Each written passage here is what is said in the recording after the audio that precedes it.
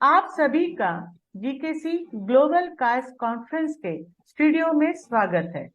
Speak out के इस कार्यक्रम में हम महिला सशक्तिकरण पर बात करेंगे। शिवा जी, बहुत मजेदार बात। कार्यक्रम को आगे बढ़ाते हुए क्या लगता है कि मौजूदा महिला सशक्तिकरण योजनाएं हमारे लिए काफी हैं? अगर नहीं है तो कौन सी योजनाओं की भारत सरकार घोषणा करे, या फिर मौजूदा योजनाओं में कहाँ कमी है जिसे हम पूरी कर सकते हैं? रश्मि जी, आप बता रही थी साइबर उस पे। जी जी धन्यवाद सपना जी मौका देने के लिए। जी जी। मैं वापस आऊंगी sex education which is really compulsory. Do not see कि वो सेक्स है इसलिए उसको एजुकेट नहीं करना है, because it's requirement of every child, specially for the girl children. तो मेरे हिसाब से गर्ल्स जो बच्चियां हैं उन्हें एजुकेट करें। क्लास जी जो सरकार को रूल्स बनाने चाहिए, एजुकेशन सिस्टम में सिर्फ सेक्स एजुकेशन ऐड नहीं करना है, आपको फॉरेन से थोड़ा डिफर करना है। Foreign sex education is something else. India is very different country. India को कोई तोल ही नहीं सकता अपने देश के साथ। तो ये हमेशा सच में सोने की चिड़िया मानी गई, और यहाँ की बच्चियां सच में सुनहरा भविष्य लेकर आएंगी आगे चलकर। तो वी शुड चेक जी कि सर। हमारे क्लास 8 से 10 तक के बच्चों को जो सेक्स एजुकेशन मिले, that is related to their reproductive system या बॉडी चेंजेस, उसे कहते हैं सेक्स आपका एजुकेशन। कहना है कि वुमेन एम्पावरमेंट की दिशा उसको में हाँ सेक्स डिफर करें, एजुकेशन पे सेक्स एक एजुकेशन ऐड करें, और उसको एक साइबर कंपलसरी वो बनाए। कंपलसरी सब्जेक्ट होना चाहिए। और जो बात मैम ने कही थी कि लड़कों की मानसिकता क्यों नहीं बदलती, इसका रीजन भी उनके बचपन से जुड़ा हुआ है। अगर क्लासरूम्स में, स्कूल्स में ये बात ऐड होती कि एवरीबडी इज सेम, भाई को दूध का जी पैकेट नहीं लाना और बहन को नहीं बनाना है, दिस कैन बी जी इंटरचेंज। ऐसा भी हो सकता है कि बहन भी ला सकती है बाइक चला के, कार चला के, तो driving will be common, swimming will be जी कॉमन। एंड ये जो स्किल्स हैं वो कॉमनली सिखाने चाहिए, उसमें कोई डिफरेंशिएशन नहीं करनी चाहिए। कथक विल बी बिल्कुल। Learn by the boys. Boys को भी इक्वालिटी दीजिए। उनको इस सिर पे चढ़ा आप ही रहे हैं, कहीं ना कहीं तो ये हाँ ध्यान हाँ देना ही हाँ। पड़ेगा आपको कि उन्हें और चढ़ा कौन रहा है, गलत जी मानसिकता जरूर। दे कौन रहा है। गलत मानसिकता फैमिली से ही आ रही है। कभी बुआ ने कहा भाई बेटे को ये चीज मिलनी चाहिए, बेटी को तो नहीं मिलनी चाहिए, मासी ने कह दिया, and then family started following the same चीज, उसको फॉलो करते हैं। तो ये जो स्कूल में अगर एजुकेशन सिस्टम में कॉमन इक्वालिटी रहेगी, तो वो बच्चों पर बचपन से ही इनहेरिट हो जाएगा और आपको कम मेहनत करनी पड़ेगी। जी पहला प्रोसेस जो है मुझे लगता है अमेंडमेंट का। सेकेंड ठीक है। चीज जो अमेंडमेंट करनी है वो मेरे ख्याल साइबर से क्राइम के हमारे ऊपर। पास समय का भी थोड़ा सा जी जी अभाव है। मैम, जी बस अपनी एक लाइन बात। और मैं ऐड हाँ करूंगी हाँ जी कि जरूर। जो बिहार सरकार है या राष्ट्रीय जो हमारे नेता लोग हैं, मैं उनसे पर्सनली ये रिक्वेस्ट करना चाहती हूँ, मोदी जी से भी पर्सनल रिक्वेस्ट करना, जो राजीव जी से रिक्वेस्ट करना चाहती हूँ, प्लीज बूथ बनाएं जहां बच्चे या बच्चियां जाकर अपने साथ हुए क्राइम को दर्ज कर सकें। ये पुलिस स्टेशन नहीं कर सकता है, बिकॉज उनको काउंसलर्स ही कर सकते हैं। तो उसके बूथ होने चाहिए ताकि उन्हें पता हो कि कैसे आ जाता है, मिल्क का बूथ आ जाता है रास्ते में, तो आप रुक के मिल्क खरीद लेते हो। कंप्लेन का तो कोई बूथ ही नहीं है, मेरे तो शहर में नहीं दिखा मुझे कहीं भी, कहाँ जाऊं बताने। So this should be done, वैसे मेरा मानना है। एक योजना में इवन पुलिस के वॉलेंटियर्स समाज के लोग बन सकते हैं। जैसे ईवा जी शायद हैं इसकी। ईवा जी, आपको क्या लगता है कि इसमें क्या बदलाव ला सकते हैं? महिला सखी योजना चल रही है, पुलिस के द्वारा ही चल रही है। तो यह, मैं तो सेक्सुअल हरेसमेंट सेल में हूँ, जो जयपुर पुलिस के लिए काम करती हूँ मैं तो।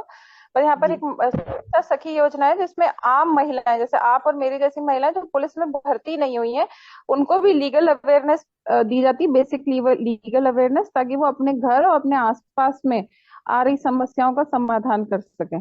तो और मैम साथ ही वैसे प्रोग्राम्स को थोड़ा ज्यादा मतलब सर्कुलेट करना पड़ेगा, तभी हम हाँ, सबको पता चलेगा, है ना मैम? यस। बात करी, जो आपने अभी काउंसलिंग की बात करी, ये एक पायलट के तौर पर ऑलरेडी राजस्थान में झालावाड़ और कोटा में शुरू हो चुका है। क्योंकि अभी आपने पिछले दिनों पढ़ा होगा न्यूज में, काफी बच्चों ने सुसाइड करा। तो जी मैम। उसी को रखते हुए ये चीज पहले भी हुई थी 2017 के आसपास, 16 में जो कलेक्टर थे, 16-17 में उन्होंने भी ये चीज करी थी। But due to his transfer वो चीज बीच में ड्रॉप हो गई थी। बट अब इन दिनों में जब देखा कि बच्चों में कुछ टेंडेंसीज चेंज हो रही है, तो ये काउंसलिंग सेंटर वापस से शुरू कर दिए गए हैं। और यहाँ पर पूरी तरह से पहचान बच्चे की गोपनीय रखी जाती है। हेल्पलाइन नंबर भी है, पर्सनल टच से भी दे सकते हैं, व्हाट्सएप के थ्रू भी कर सकते हैं, ईमेल भी कर सकते हैं। जितने डिजिटल मीडिया इस समय है, चाहे एक्स हो, चाहे इंस्टाग्राम हो, लिंक्डइन हो, आपकी पहचान 100% से मतलब गुप्त है, और आप अपनी दिक्कत, अपनी तकलीफ आप अपने काउंसलर से बात करके या लिखित माध्यम से सुलझा सकते हैं। तो ये पायलट में ऑलरेडी राजस्थान में ओके शुरू। ओके लवली, बट अभी तक बिहार और यूपी पे मैंने नहीं सुना है, तो आई हाँ वुड जी जी request the sir. Government to do and to start like आप राजस्थान। ये थोड़ा जरूर एक होना छोटा चाहिए। सा एक क्या लगता है कि वुमेन को इसकी स्कीम की जानकारी होगी, कितनी समझ होगी? भारत सरकार ने बहुत सारी योजनाएं बनाई है, लगता है क्या कि हमें इसकी जानकारी है? सीमा जी, हाँ सीमा जी। जी, आपको आज से पहले जी भारत सरकार की इन योजनाओं के बारे में पता था? आप एक घरेलू महिलाएं हैं, तो मैं आपसे ये जानना चाहूंगी। जी। हाँ जी, उनकी बहुत सारी योजनाएं हैं, जिसमें समृद्धि योजना, उज्ज्वला योजना, बेटी आप आज बचाओ से बेटी पहले पढ़ाओ। जानते थे इन योजनाओं के बारे में? कभी आपकी आपके दोस्तों के साथ योजनाओं के बारे में बातचीत हुई है? हाँ, हुई तो है। जैसे हम आपस में महिलाएं मिलते हैं तो ये सब कुछ कुछ योजनाओं के बारे में चर्चा होती है। वैसे ज्यादा तो नहीं हो पाती है, तो बच्चों की पढ़ाई लिखाई, घरेलू बातें ही ज्यादा होती है। रागिनी तो जी, आप तो महिलाओं के बीच में ही हैं, आपको क्या लगता है, महिलाएं जागरूक हैं योजनाओं के बारे में?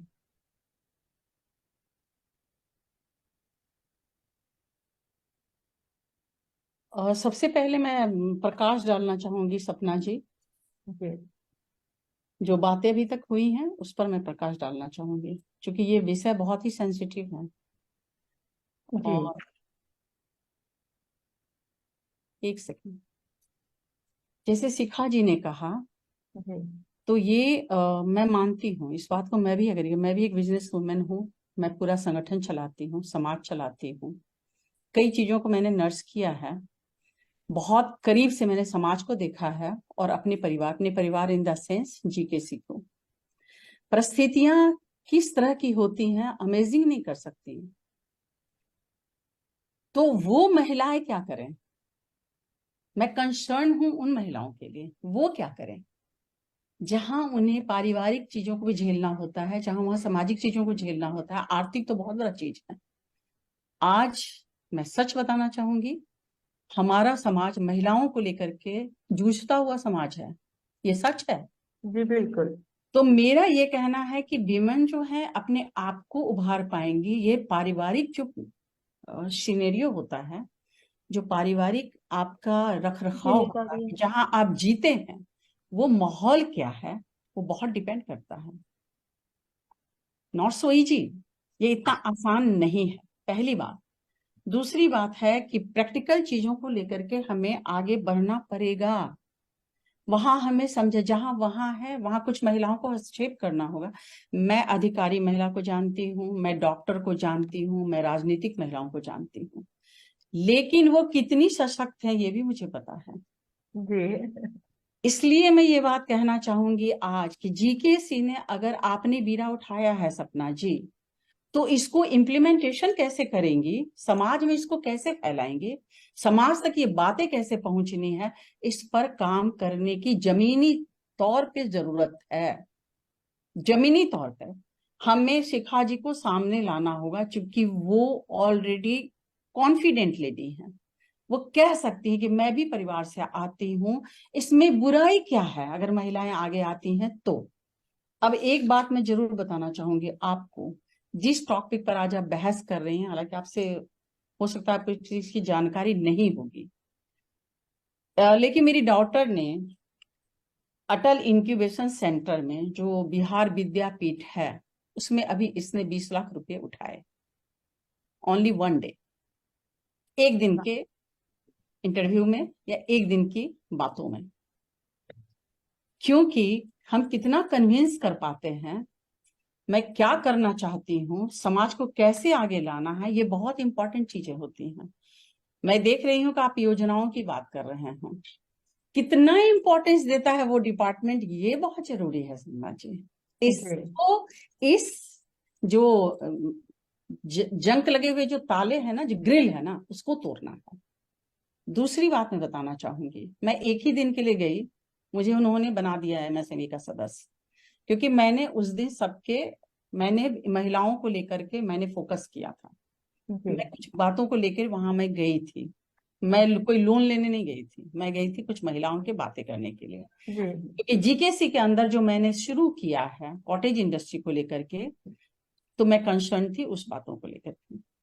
तो मेरा ये कहना है कि जो आज आप टॉपिक उठाए हैं, इसमें आपको रिस्पॉन्सिबिलिटी देनी होगी हर महिलाओं को, जी जो इतने आज पैनलिस्ट हैं उनको देनी होगी कि समाज में आपने कल क्या किया, क्या आप इस बात को लेकर के समाज के सामने गई, क्या वहां जो जैसे अभी रश्मि जी ने गर्ल्स चाइल्ड को लेकर के इन्होंने फोकस किया है, तो रश्मि जी का काम होगा कि वो कुछ कम से कम 50 घर कायस्थों के फैमिली में पता करें और उनको कन्विंस करें कि आप इनको समझाने की मैं झेल चुकी हूँ, कहाँ चूक हुई मुझे पता है, मेरे पूरे समाज को पता है कि कहाँ चूक हुई। एक छोटी सी बातों ने मेरे घर में बहुत बड़ा हादसा हो गया, मैंने उससे सीख लिया कि हमारा कम्युनिकेशन वहां पर होना चाहिए था। इतनी पढ़ी लिखी, हमारी पूरी फैमिली बहुत वेल एजुकेटेड है, लेकिन मैं कम्युनिकेट नहीं कर पाई उस उभरते हुए बच्चे के साथ। तो मैं रिग्रेट करती हूँ, मुझे अफसोस है इस बातों का। सपना जी, मेरा वो कहना है, बाकी लोगों ने जो कहा है डेफिनेटली बहुत इंपॉर्टेंट चीजें हैं, बहुत ही महत्वपूर्ण है। मैं वो कहना चाहूंगी कि कल से आपका शुरू होता है वे काम, इस काम को अंजाम देने तक आपकी जिम्मेदारी बनेगी, आपको ये काम करना है, क्योंकि पूरे ऑल ओवर इंडिया के अध्यक्ष आप हैं। और प्रतिभा को पहचानिए और उनको आगे लाने की भी कोशिश कीजिए।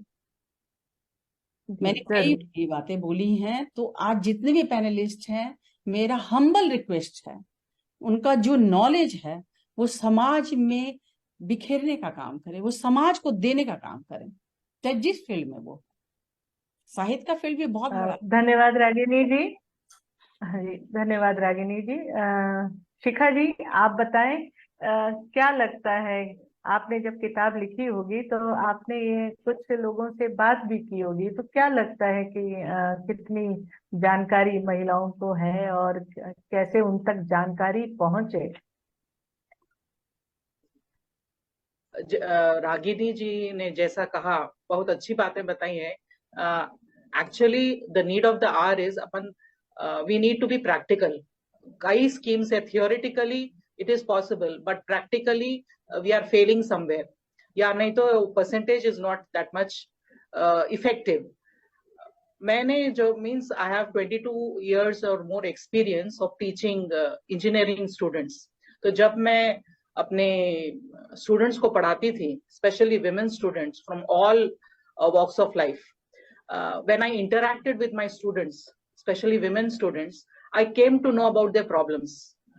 Many came from rural backgrounds, many came from urban backgrounds, cities, and from different classes. तो उनके जो problems है, very closely I observed right from the beginning how parents were finding it very difficult to pay their fees.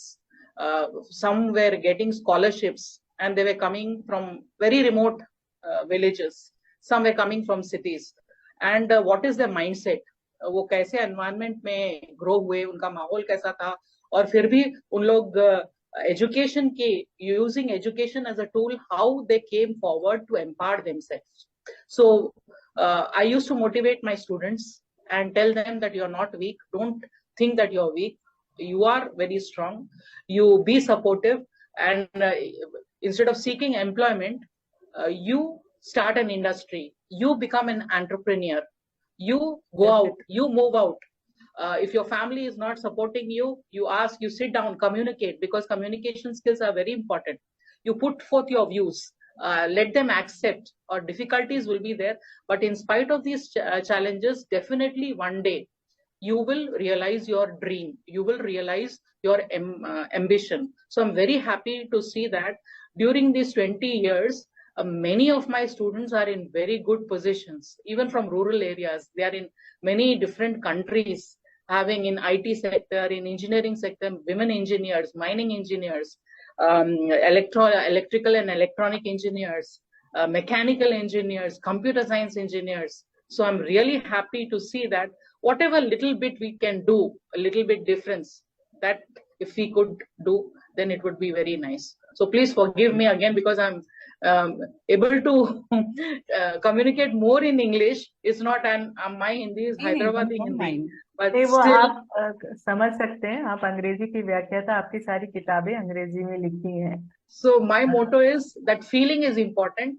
So we have understood, and thank you so much, JKC and all of you, Ragini Ranjan ji, Sapna ji, and all the मैं participants. आपको to शिखा जी एक बात कहना चाहूंगी कि आप लोग जैसी महिलाओं की जीकेसी की बहुत जरूरत है. जी, एक मैं अकेला आदमी कुछ नहीं कर सकता है. आप जैसी महिलाएं अगर आगे आती हैं समाज में, तो ये समाज बहुत ऊपर जाएगा. इसको जरूर ध्यान में रखिए. जी sir. Thank you so much. Pallavi ji, आप इस पे रोशनी डालिए, आप अपने विचार रखें. पल्लवी जी. जी, मुझे ऐसा लगता है, मतलब मैं अपनी पर्सनल एक्सपीरियंस को ही बोल सकती हूँ. हाँ, जो महिला बिल्कुल बिल्कुल. सशक्तिकरण है, तो मुझे ऐसा लगता है कि जब मैं एक बहुत ही सिंपल लड़की थी, गर्ल, जब मैंने एमएससी तक पढ़ाई की, एकदम मैं एज अ स्टूडेंट अगर खुद को लेती हूँ तो मैं बहुत ही सिंपल रहती थी. मुझे नहीं पता था, यानी बाहर की हमको हवा तक नहीं थी कि बाहर दुनिया में क्या है. बट आफ्टर मैरिज, मेरा बेटा होने के बाद, यानी जस्ट वो 4 मंथ्स का था, उसके बाद मैंने कॉर्पोरेट सेक्टर जब ज्वाइन किया, तब उस टाइम पे जब मैं डिफरेंट कंपनीज में गई, तो मुझे पता चला, being a lady in a marketing और a sales job, what challenges we have to face. वो एक्चुअल एक्सपीरियंस था जो कि मतलब हमें अब मुझे पता चलता है कि दूसरी लेडीज को भी इस तरीके की चैलेंजेस आते हैं. और मेरे से इंस्पायर हो गए कुछ लेडीज ने जब मार्केटिंग फील्ड में एंटर किया. आज मुंबई पुणे में तो नॉर्मली है, बिग सिटीज में, तो उनको मैं ये देखती हूँ कि उनको मैंने बताया भी कि नहीं, इस तरीके की चीजें बहुत ही इजीली हैंडल की जा सकती है. Because now I am that much of strong कि मुझे पता है कि वो किस तरीके से मैनेज होती है. बट जब फर्स्ट टाइम मैंने फेस किया था, तो मुझे कोई भी बताने वाला नहीं था. अब अगर मैं इसकी स्कीम्स की बात करती हूँ, तो जो मैं अभी सिनेरियो देखा है मैंने इतने साल में, स्टार्टिंग फ्रॉम 2006 टिल डेट, तो मुझे जो लगा है महिलाओं के लिए, एक तो पहले जो अभी रिसेंट में चल रहा है कि अगर वुमेन रिजर्वेशन बिल पास होता है प्लस उसका इम्प्लीमेंटेशन हो जाता है as soon as possible, that will be very good for महिला एम्पावरमेंट. उससे कुछ ना कुछ बहुत अच्छा मिल पाएगा सोसाइटी को. बिल्कुल सही.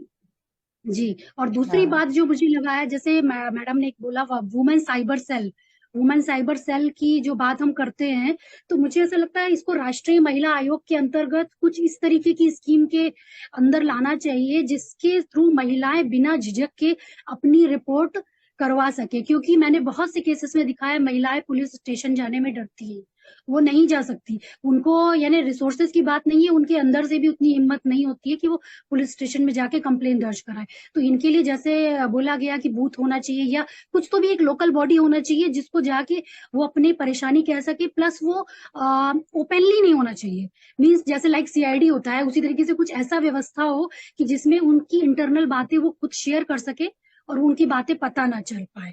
तो ये उनको अच्छा रहेगा इसके लिए. दूसरा मुझे लगता है कि जोनल लेवल पर वुमेन सुरक्षा एजेंसी का गठन होना चाहिए, जो आंतरिक तौर पर महिलाओं के ऊपर होने वाले अत्याचार और उनके ऊपर जो मानसिक दबाव बना रहता है, उसको हटाने के लिए उनकी मदद करे. मतलब मैं खुद अपने एक एम्प्लॉय की बात बताना चाहूंगी. गर्ल लेडीज है, शी इज वेरी टैलेंटेड, उसका काफी अच्छा एजुकेशनल है, बट वो लड़की इतना जब घर से आती है तो वो थोड़ी देर ऐसी रहती है, इतनी दबाव में रहती है, ऐसा लगता है जैसे उसके साथ कुछ हुआ है आज, बट वो एक्सप्लोर बोलती नहीं है. तो वो अपनी खुद का पूरा बेस्ट दे ही नहीं पा रही है, वो अपनी अपॉर्चुनिटी को एक्सप्लोर कर ही नहीं पा रही है. पढ़ाई लिखाई करा दी, माँ बाप ने सब कुछ करा दिया, लेकिन शादी के बाद कुछ ऐसा हुआ जो उसको ससुराल में उस तरीके का माहौल नहीं मिला, sometimes husband, sometimes in laws, जो कुछ भी, उसकी वजह से वो आज अपना फुल दे ही नहीं पाती. लेकिन मैं बीइंग अ लेडी, मैं उसकी तकलीफ समझ के उसको अभी भी मैंने हायर करके रखा हुआ है कि नहीं चलो ठीक है, तुम इतना हो. तो इस चीज के लिए उसके साथ कुछ ऐसा होना चाहिए कि वो अपनी समस्या खुलकर नहीं बोल सकती, किसी जगह रिपोर्ट नहीं लिखा सकती, तो कम से कम कोई सामाजिक संस्था या कोई उसको जाके हेल्प करे और उससे शॉर्ट आउट करने का उसको तरीका बताए, कुछ तो सोल्यूशन दे उसकी लाइफ में. जी तो ये बिल्कुल. यानी मैं एक बात करना चाहूंगी, एक जस्ट 1 मिनट. ये जो डोमेस्टिक वायलेंस पे जो है, physical torture can be, many helplines है, जब 181 है, जो दूसरे हेल्पलाइंस है, जो महिला she can go and she can register her complaint, but something is there like practically जो बोले mental torture भी होता है काफी हद तक. पूरे family members, not only the husband but members of the family. तो mental torture के repercussions जो है that is very difficult. जब महिला a woman who is undergoing this process, this mental torture affects the person so much that she loses her mental state and she goes into depression. Once she goes into depression, she cannot come out. So that is more dangerous than losing your life. So ये चीज है जो mentally strong, mental strength जो है, that also should be जो रागिनी जी ने बोला practical application, how to make our women more mentally strong. That should be our motto.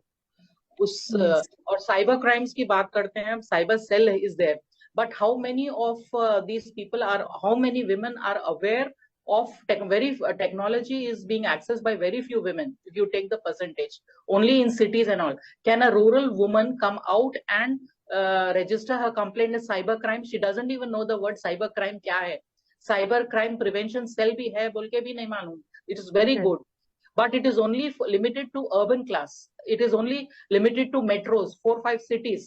आप साइबर क्राइम एक रिमोट कॉर्नर से जब पीड़ित महिला कैसा आके साइबर क्राइम रजिस्टर करा सकती है? उसके पास फोन नहीं है, स्मार्टफोन नहीं है, और उसके पास नॉर्मल फोन भी होने के चांसेस है, मगर इट सीम्स डिफिकल्ट. तो प्रैक्टिकली जैसा रागिनी जी बोली हैं, तो प्रैक्टिकली ये सब चीज स्कीम्स है, मगर प्रैक्टिकल एप्लीकेशन में अगर आप देखोगे तो साइबर क्राइम भी उतना परसेंटेज इज वेरी लेस.